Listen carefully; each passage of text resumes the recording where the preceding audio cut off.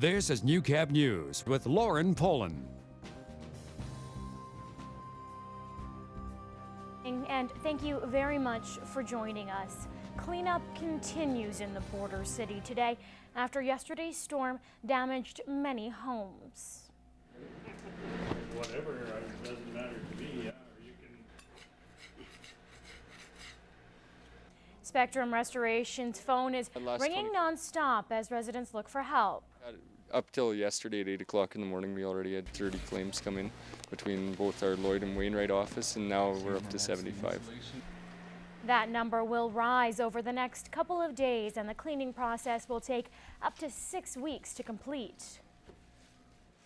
Well, the main part right now is getting the water extracted and getting the wet carpet and contents out and getting the property stabilized and the humidity down. And we'll come back to them after and remove drywall and that sort of thing. There are no official numbers yet, but the damage in Lloydminster is expected to be in the millions. Meantime, roads in local municipalities are now even worse for wear after days of constant rainfall. As we told you last week, many RMs are facing the worst conditions they've seen in decades and are still scrambling to find a solution. It's like digging a swimming pool out in the middle of your municipal road and trying to drive through it. Non-stop rain has dampened spirits in many local RMs. These are probably the worst conditions I've seen in my 18 years. The amount of rainfall that we've had this year has been extreme, and it has wreaked havoc on the municipality's roads with the heavy trucks that are traveling on it. To give you an idea of just how big these craters are, we thought we'd give you a first-hand look. Our driver, Kenny, in pretty good spirits, considering it's his truck at stake. Have you seen anything like this before? No. Big rig trucks are also feeling the repercussions of the rain and the weight restrictions that come with it. We do everything in our power to make sure that we're operating within the law of the land, and if that means sending more trucks and hauling secondary weights, that's what we do. It also means more money for transport to meet those restrictions, something producers are willing to pay. Though haulers like Mike's oil field stop operations during the wet weather, many oil transport trucks continue rain or shine, wreaking even more havoc on area roads.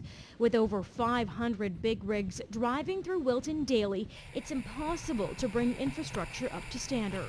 The taxes don't quite do justification in terms of what the actual costs are in being able to maintain these roads and bring them up to the standard that they're required to be able to move the heavy oil that's going through our municipalities. To give you a sense of the numbers, over 80% of the budget for both Britannia and Wilton is slated for road repair, and 98% of truck traffic is from oil field and associated industries. And back in our truck, the ride has hit a roadblock. Bottoming out in the middle of one of the massive craters. But we're managing to push on. Are you proud of your truck for making it through? I am. I really am. A case that topped headlines across the country now has an added twist.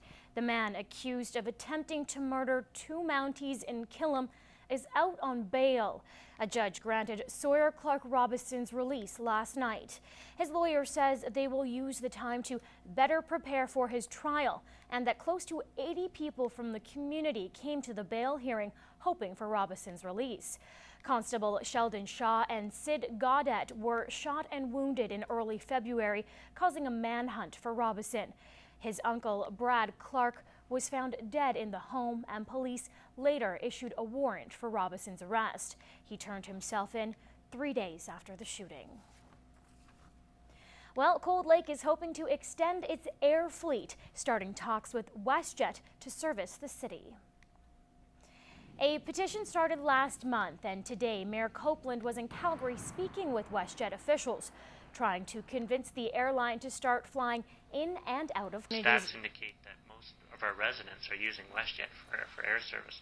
So it's about selling the fact that Cold Lakers and Bonnyvillers will go from Cold Lake to Calgary and then Calgary to another destination on WestJet.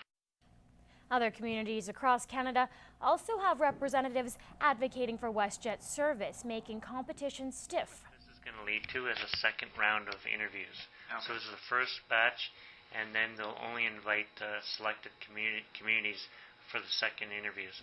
If Cold Lake is selected as a destination, WestJet flights aren't expected to take off until the fall of 2013.